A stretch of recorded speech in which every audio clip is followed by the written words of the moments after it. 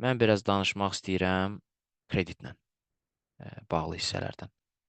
Hansı ki, dərsin ilk günlərindən bu sual hamımızda yaranıb ki, bu kredit necə hesablanır, niyə hesablanır və faiz hara gedir? O hissələrdən danışmaq istəyirəm.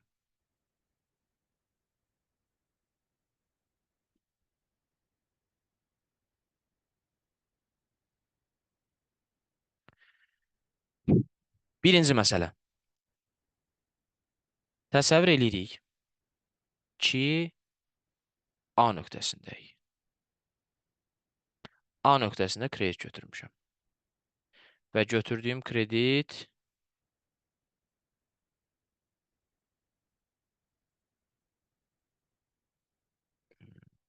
1, 2, 3 illikdir. B, C, D periodlarında. Götürdüyüm məbləğ 3000, illik faizim 10%.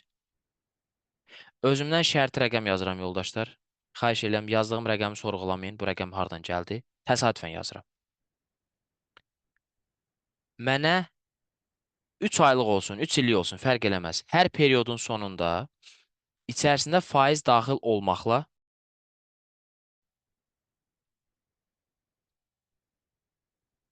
1200 çox olmaz ki, 300, 3300, 3600 çox olmaz, yox. 1200 manat qrafik veriblər. Yenə deyirəm yoldaşlar, qrafiklə hesablasaq bu rəqəm biraz az olacaq. Mən 1200 manat pul ödəyirəm.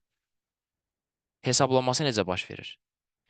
Mənim A nöqtəsində double entrim debit cash credit loan.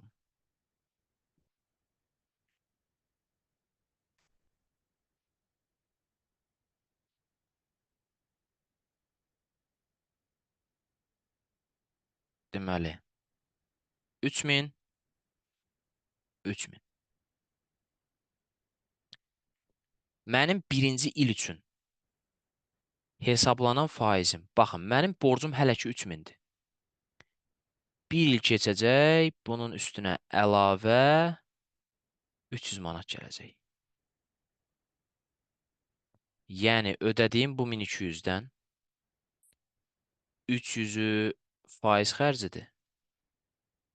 900-ü əsas məbləğdir. Buna da deyək principal.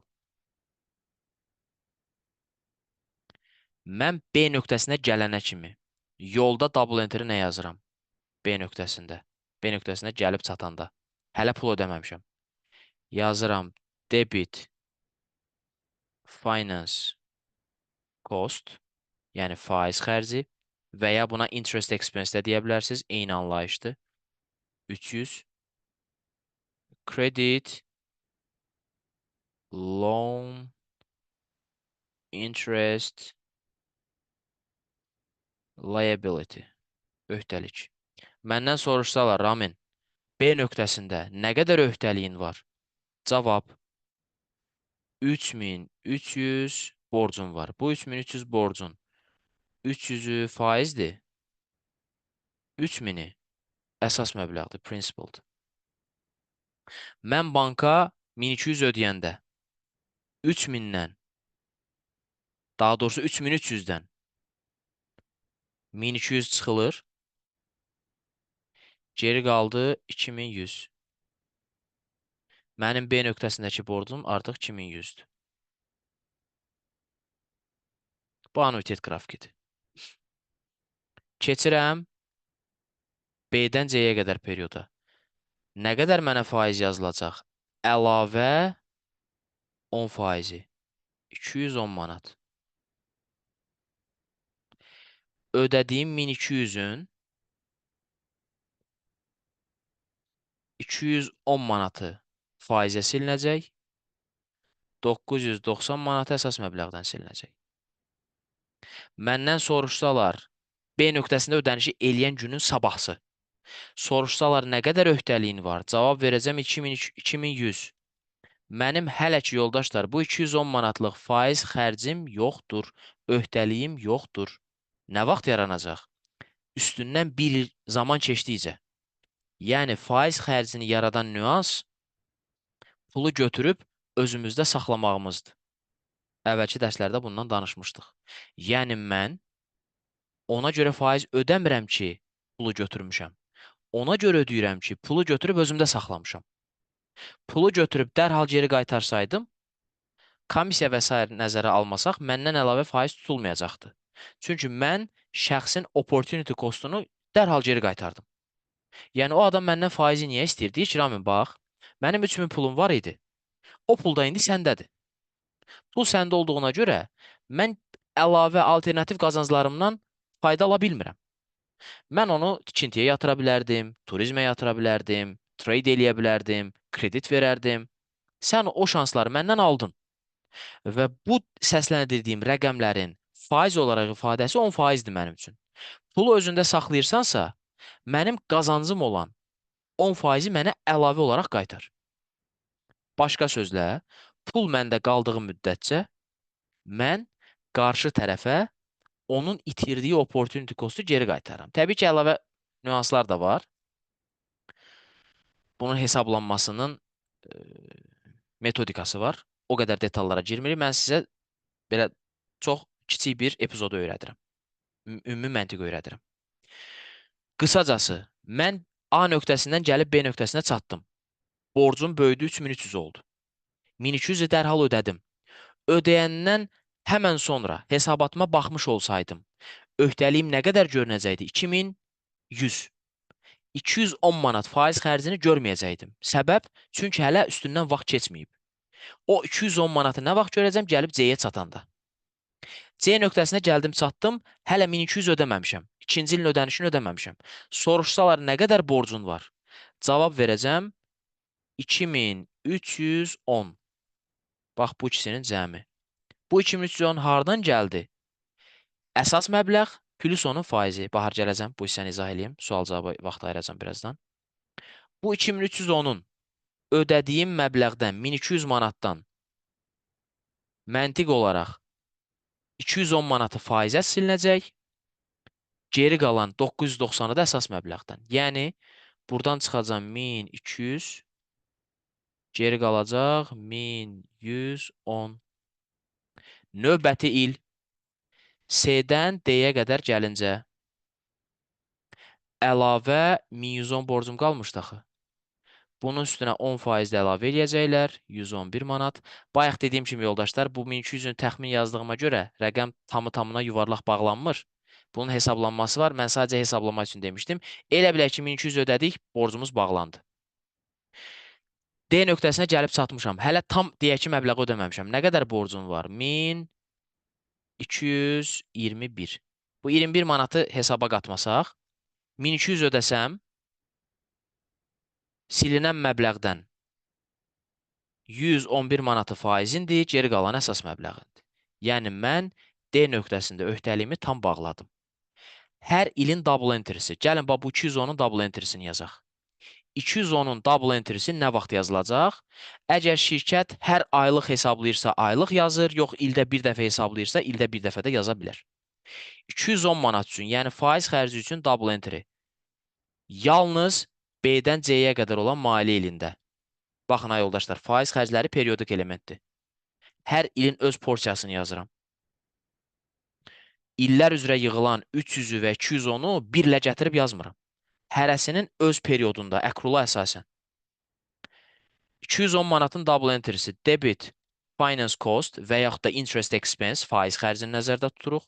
210, bu 210 manat profit or loss statementdə xərc elementidir. Kreditə yazıram. Interest, loan, liability. Interest, loan, interest. Daha doğrusu, loan, interest, liability. Interest, liability yazaq. 210. Ödəyəndə, yəni bütövlükdə 2310-u ödəyəndə nə yazıram? Mənim öhdəliyim, baxın burada 2310-a qalxmışdı, düzdür? 1200 manat pul ödəyirəm. 1200 ödəyəndə double enter nə yazıram? Mavi rənglə yazacağam indi. Biraz kiçildim ekranı. Bir dəqiqə.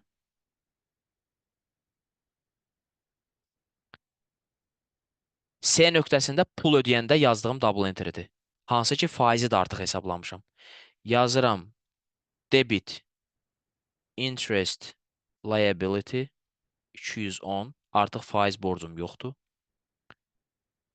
Debit loan principal amount əsas məbləğdən. Yəni 1200-ün geri qalan 990-ı baxın bu 2100-dən azaldı. Kreditə yazıram cash 1200. D nöqtəsinin double entry'sini yazıram. Birinci yazdığım, indi də yazacağım double entry 1. Bu faiz xərcinin hesablanması üçün olan double entry'dir. Debit yazıram finance cost və yaxud da interest expense. Bu yenə də profit or loss statementdə xərci göstərir. 111 manat. Kreditə loan interest liability. Yəni öhdəlik 111. Pulu ödəyəndə debit yazıram loan interest liability. Debit yazıram principal amount. Kreditdə də yazıram cash. Burada olacaq 111. Principal amount-umuzdan qalmışdı 1110. Cash də deyək ki 1200 yox, tam ödədik ki banka borcumuz qalmasın 1221. Vəssalam. Bu da bizim kredit hesablamamız. Praktikada da düşür, testlərdə də qarışıq formada verə bilərlər. Vacib məsələdir. Sualı olan Baharın sualı vardı. Bəli, Bahar. Səsim gəlir. Bəli. Yəni, deməli, burada mən belə başa düşdüm ki, BC nöqtəsində biz interest payment üçün double entry yazmırıq. Ta ki o Interest payment müddətə, üçün məsələn, ödəniş edirəm, mən əsas yazmışıq, məbləğdən yox. də ödəndi. Bəs onda nə oldu? B-dəki interest ödəniş nə oldu? Necə göstərdiniz onu? Deyib burada. Okay, debitdə 210 cash. Yox, bu C-dir. Yox, bir dəqiqə. Burada Buradadır. Bunu sadəcə B-də yazmadım. hə, İzah üstündən adladım da normalda yazmalıyıq. amma yazırıq da. Yəni ha vaxt mən Yazırıq. ödənişi Bəli. edərdim